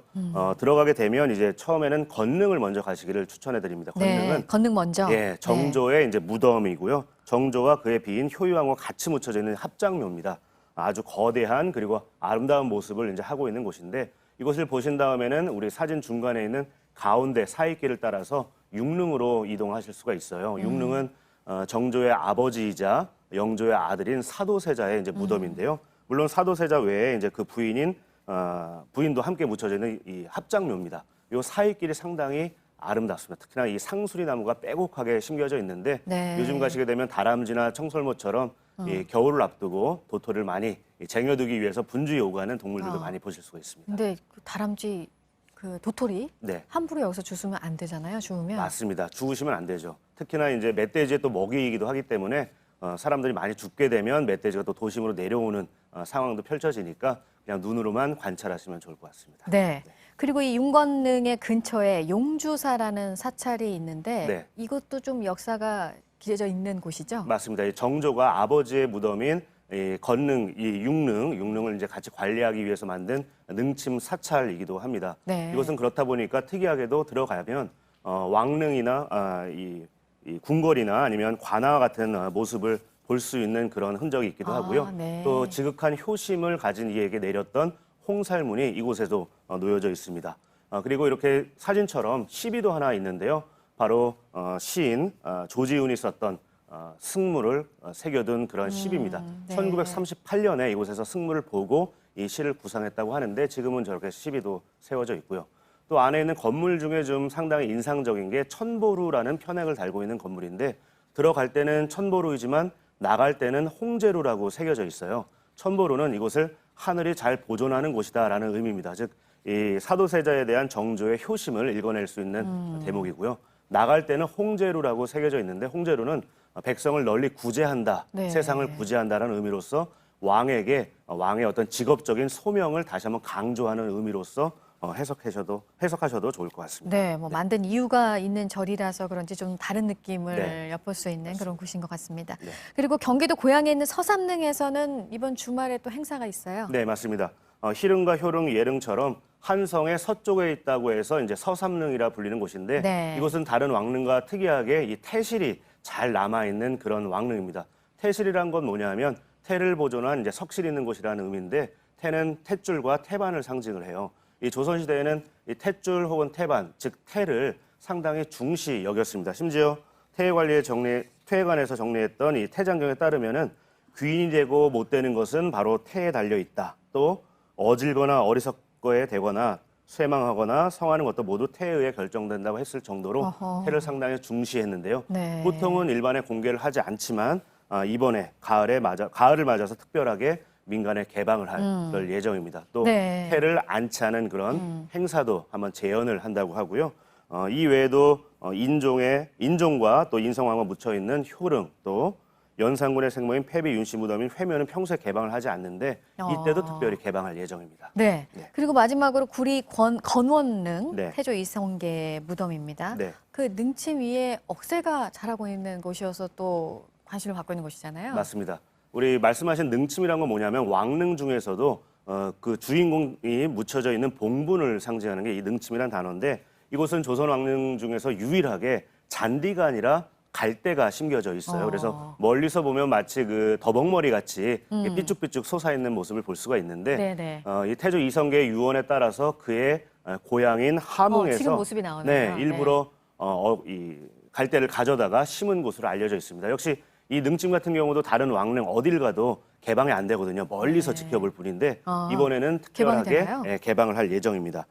신청은 문화재청에서 운영하는 조선왕릉 사이트에서 하실 수가 있는데 정원이 40명으로 제한돼 있어요. 그래서 예약하기 쉽지 않지만 이제 취소자가 나오면 추가 접수를 할 수 있기 때문에 기다려 보시는 것도 좋고요. 네. 만에 하나 신청을 못 하더라도 주변 동구릉 내 경릉에서 양묘장까지 또 이 길이 참 잘 돼 있으니까 한번 걸어보시기를 추천해 드립니다. 네, 가을의 조선 왕릉 살펴봤습니다. 권기봉 역사여행 작가였습니다. 잘 들었습니다. 네, 고맙습니다. 네, 독도가 대한민국 영토임을 천명하기 위해서 만든 날, 독도의 날이 바로 오늘입니다. 독도 모습 한번 보고 올까요? 사람은 가기 힘든 독도 곳곳의 모습을 드론으로 포착을 했습니다. 권근영 기자가 전해드립니다. 동도와 서도 그리고 89개의 바위섬. 흙은 좀처럼 찾아보기 힘든데 절벽에 이끼처럼부터 식물이 자라고 있습니다. 천연기념물 538호 독도 사철나무입니다. 위에서 내려다보면 섬 한편에 도너처럼 구멍이 뚫려 또 다른 절경을 선물합니다. 우리 영토의 동쪽 끝에 있는 화산섬. 독도는 섬 전체가 천연기념물입니다. 레이저 촬영 장비를 단 드론이 사람들이 도저히 갈 수 없는 독도의 곳곳을 살펴봤더니 나무로 가려진 섬의 생김새가 정확하게 드러납니다. 촬영하는데 걸린 시간은요, 한 4시간 정도였습니다. 그런데 만약에 조사 인력을 통해서 기존의 방법대로 했다면 한 1년 정도 소요될. 육지에선 찾아보기 힘든 희귀 식물도 포착됐습니다. 지난해까지 독도엔 68가지 분류군의 식물이 자라고 있는 걸로 확인됐습니다. 독도는 사람의 영향을 거의 받지 않아 한국의 갈라파고스라 불러도 손색 없습니다. 깎아지른 절벽, 울퉁불퉁한 바위들은 오랜 세월 곡절 많은 역사를 견뎌내며 오롯이 독도를 지키고 있습니다. 독도는 지켜야 할 우리 영토인 동시에 보호해야 할 문화재라서 이곳을 찾는 사람들은 15분 정도만 머물 수밖에 없습니다. 지난해 독도를 찾은 관광객은 42만 명에 달하는데 배가 정박하기 어려워 이 중 절반 정도만 독도 땅을 밟을 수 있었습니다. JTBC 권근영입니다. 김보름이 어제 서울 태릉 국제 스케이트장에서 열린 스피드 스케이팅 선수권 대회 겸 대표 선발전 여자 3000m에서 우승했습니다. 김보름은 4분 22초 45를 기록해 2위와는 5초 이상의 차이를 냈습니다. 한편 김민서는 전날 500m 경기에 이어 1000m에서 1분 19초 88의 기록을 내며 2관왕을 차지했습니다. 이번 대회 결과로 월드컵 파견 선수가 정해집니다.